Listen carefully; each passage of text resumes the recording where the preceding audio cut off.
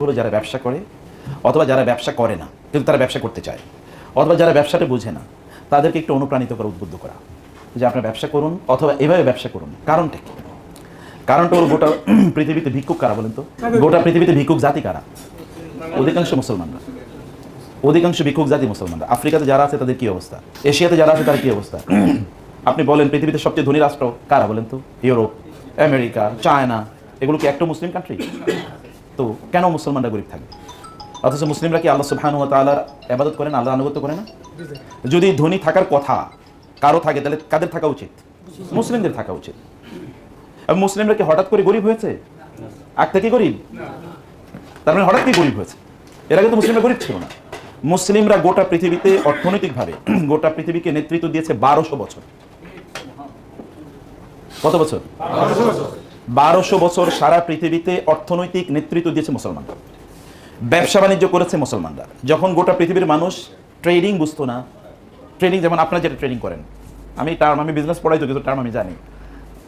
Trading যারা করে, manufacturing যারা করে, ডিস্ট্রিবিউশন যারা কাজ করে, এই কাজগুলো গোটা পৃথিবীতে 1200-1250 বছর পর্যন্ত করেছে মুসলমানরা। আচ্ছা বলেন তো বাংলাদেশে ইসলাম কিভাবে এসে আপনি জানেন? এই যে আপনারা এখানে, আমরা যে মুসলমান বাংলাদেশে, কিসের মাধ্যমে ইসলাম এসেছে? কাদের মাধ্যমে? ওলিয়া উল্লাহ কয়জন এসেছে বাংলাদেশে? ব্যবসায়ী বণিকদের মাধ্যমে। বাংলাদেশে ইসলাম এসেছে কাদের মাধ্যমে? ব্যবসায়ী বণিকদের মাধ্যমে, ব্যবসায়ীদের মাধ্যমে, মার্চেন্টদের মাধ্যমে, বণিকদের মাধ্যমে। তারা কিভাবে? আপনি যদি আরবের জিওগ্রাফিক্যাল ম্যাপটা দেখেন, এখনই গুগলে সার্চ করে দেখেন, আরবকে বলা হয় জাজিরাতুল আরব, আরব উপদ্বীপ। আরব উপদ্বীপের 3 দিকে আছে পানি, একদিকে আছে কি? মাটি। ওই যে উত্তর দিকটা হলো না, উত্তর দিকটা হলো পুরোটা মানে মরুভূমি, একেবারে সিরিয়া পর্যন্ত পুরোটা মরুভূমি। আর এইদিকে পশ্চিম দিকে হলো লোহিত সাগর, আর দক্ষিণ দিকে হলো পার্সিয়ান গালফ, এই দিকে হচ্ছে পূর্ব দিকে হচ্ছে আরব সাগর, ওইদিকে ওমান সাগর আছে। আরব সাগরের সাথে কি আছে? ইন্ডিয়ান ওশান, যেটাকে বলে ভারত মহাসাগর বা ভারতীয় মহাসাগর। ভারত মহাসাগরের সাথে কি আছে? এই যে আমাদের বে অফ বেঙ্গল, কি বলে এটাকে? বঙ্গোপসাগর। ওইখান থেকে আরব সাগর হয়ে, ভারত মহাসাগর হয়ে, এই বঙ্গোপসাগর হয়ে, তারপরে আমাদের এই অঞ্চলের মানে যেটাকে চট্টগ্রাম আপনারা বলেন, চট্টগ্রাম শব্দটাই আসলে আরবি সাতি গাং। গং মানে কি? গাং মানে হচ্ছে নদী। যেমন আরবিতে আমরা বলি না গাং, গাং বলে কিনা আমাদের দেশে, বা গঙ্গা, গঙ্গা মানেই তো নদী। গাং মানে কি? নদী। আর সাতি মানে হচ্ছে, সাতি শব্দটি আরবি, সাতি মানে হচ্ছে উপকূল, নদীর উপকূল। আচ্ছা চট্টগ্রাম কি নদীর উপকূলে না? নদীর উপকূল, এই জায়গার নাম রাখছে মুসলমানরা। এবং এই অঞ্চল, এই কারণে চট্টগ্রাম, নোয়াখালী, এই অঞ্চলের অধিকাংশ শব্দ দেখবেন আরবি শব্দ। যেমন বলে রেনি রয়েছে, রেনি মানে কি? রেনি মানে রাআনি। ইয়ান্দি যাও মানে এন্দি, এটা আরবি শব্দ। অধিকাংশ শব্দই কি? নোয়াখালী কেউ আসেন নাকি এখানে? হয়তো নোয়াখালী ধরে বুঝবে। ইয়ান্দি, রেনি, all of this words are Arabic words. নামগুলো সব আরবি শব্দ। ওই অঞ্চল, বিশেষ করে চট্টগ্রামের লোকজন, চট্টগ্রামে কেউ আছেন এখানে? দেখবেন চট্টগ্রামের লোকজন আছে, অনেকে আছে।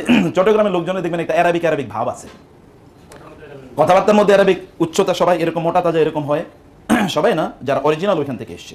কারণ ওইখান থেকে আরবের লোকরা ব্যবসা করতে আসতো। ব্যবসা করতে কোথায় জানেন? ব্যবসা কেবল বাংলাদেশে তারা করতেন, ব্যবসা করতে ওই যে ইন্দোনেশিয়া, মালয়েশিয়া কোথায়, কত দূরে। ওইখানকার প্রায় অধিকাংশ মানুষই মুসলমান। কিভাবে হলো? কোথায় আরব আর কোথায় ইন্দোনেশিয়া, কোথায় মালয়েশিয়া, কোথায় সুমাত্রা দ্বীপপুঞ্জ, এই সকল অঞ্চলের মানুষ কিভাবে মুসলমান হলো? এরা মুসলমান হওয়ার একটাই সূত্র, তা হলো আরব বণিকরা আরব দেশে তারা জিনিস বানাইতো, বিক্রি করতো ইন্দোনেশিয়া, মালয়েশিয়াতে। মধ্যখানে তারা স্টেশন বানিয়েছে কোথায়? কি? বাংলাদেশকে। যেমন গোটা পৃথিবীর এখন ব্যবসার কেন্দ্র কোথায়? কোন জায়গা থেকে গোটা পৃথিবীর ব্যবসা নিয়ন্ত্রণ হয়? সিঙ্গাপুর। সিঙ্গাপুরে আছে কি? সিঙ্গাপুরে কখনো আপনি দেখেছেন? সিঙ্গাপুরের সাইজ দেখেছেন কখনো? ছোট্ট একটা জায়গা, আসলে আছে কি? কেবল নদীর উপকূলে দেশ, আর কিচ্ছু না। মানে পৃথিবীর যত জাহাজ আছে, জাহাজগুলো এখানে শিপ করতে পারে, মানে শিপগুলো এখানে কি ওখানে পোর্ট করতে পারে, নোঙ্গর করতে পারে। কেবল নোঙ্গর করার কারণে ওইখানে শুধু অফিস আদালত, বিশাল অট্টালিকা দেখবেন, কিচ্ছু কোনো কিছু উৎপাদন। আপনি সিঙ্গাপুরে কি উৎপাদন হয় খুঁজে দেখেন তো? তাহলে করে কি? ট্রেডিং করে। আসলে করে কি? বলে না বাংলাদেশের ওই যে চট্টগ্রামে খাতুনগঞ্জে মানে বাতাসে নাকি টাকা উড়ে বেড়ায়, খাতুনগঞ্জে আসলে করে কি? কোনো কিছু উৎপাদন হয় নাকি? সব কি হয়? ট্রেডিং হয়। পোর্ট থেকে জিনিস আসে, এখানে একটা হয়তো এরকম একটা চেয়ার নিয়ে কেউ বসে আছে, ও প্রতিদিন হয়তো 1000 কোটি টাকা বিক্রি করছে, আপনি হয়তো খেয়াল করেন এরকম একটা চেয়ার টেবিল নিয়ে বসে আছে। এটা কিছু না, তার অফিসে গেলে আপনার মনে হয় তো ফকির মনে হয়, কিন্তু ও কিন্তু এর মধ্যে 2000 কোটি টাকা বিক্রি করে ফেলছে। এই যে ট্রেডিং করেছে মুসলিমরা ট্রেডিং করেছে, পৃথিবীর এই জায়গার পণ্য ওই জায়গায় পৌঁছে দিয়েছে, ওই জায়গার পণ্য ওই জায়গায় পৌঁছে দিয়েছে। এর মধ্যে তারা তাদের মূল্যবোধকে, তারা তাদের ধর্মকে নিয়ে এসছে। আমরা তো ধর্মকে ধারণ করি না। তখনকার মুসলমানরা ধর্মকে কি করতো? ধারণ করতো। তারা দেখলে মনে হতো মুসলিম। যখন সে কথা বলতো তখন তার আচরণের মধ্যে হতো কি? ইসলাম থাকতো। সে ব্যবসা করমাত্র টাকার ধান্দায় করতো না। তার ব্যবসার একটা বড় পার্সপেক্টিভ ছিল, একটা লক্ষ্য ছিল, উদ্দেশ্য ছিল। কেন আমার সম্পদ লাগবে, এই কারণে তার একটা উদ্দেশ্য ছিল। এই কারণে যখন তিনি ব্যবসা করতেন তখন অন্য কোনো লোক এসে তার কাছ থেকে পণ্য কিনতে এসে দেখতো যে এই লোক এত ভালো, এই ভাই আপনি কোন ধর্ম, আপনি কোথাকার, আমি ওই দেশের, আপনি এত ভালো কিভাবে বলেন, আমার ধর্ম আমাকে শিখিয়েছে। আপনার ধর্মের নাম কি? ইসলাম। তাহলে আমারও আপনি মুসলমান বানিয়ে নেন, আমরা আপনার মতো ভালো হতে চাই। কির মাধ্যমে হচ্ছে বলেন তো?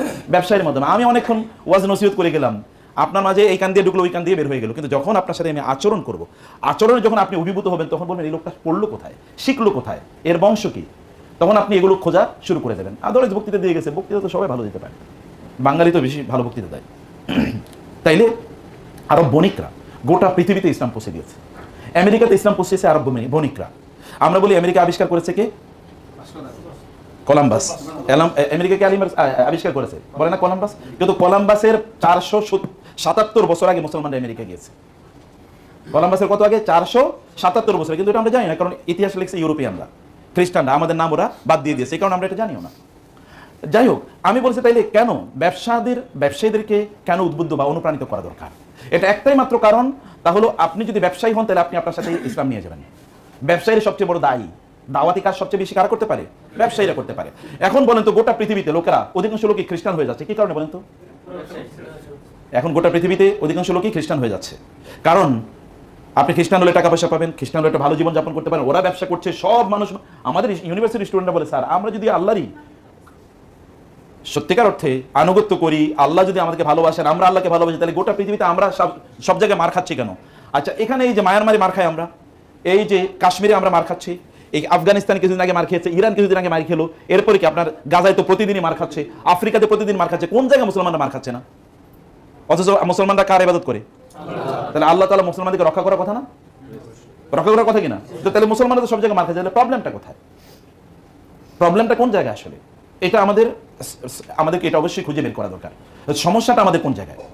1 নম্বর। 2 নম্বর বিষয় হচ্ছে যে তখন ওদের মধ্যে কনফিউশন তৈরি হয় যে আমরা যে আল্লাহর ইবাদত করি, তাহলে আমরা তো মার খাচ্ছি কেন, ওরা এত টাকা পয়সা এগিয়ে যাচ্ছে কেন?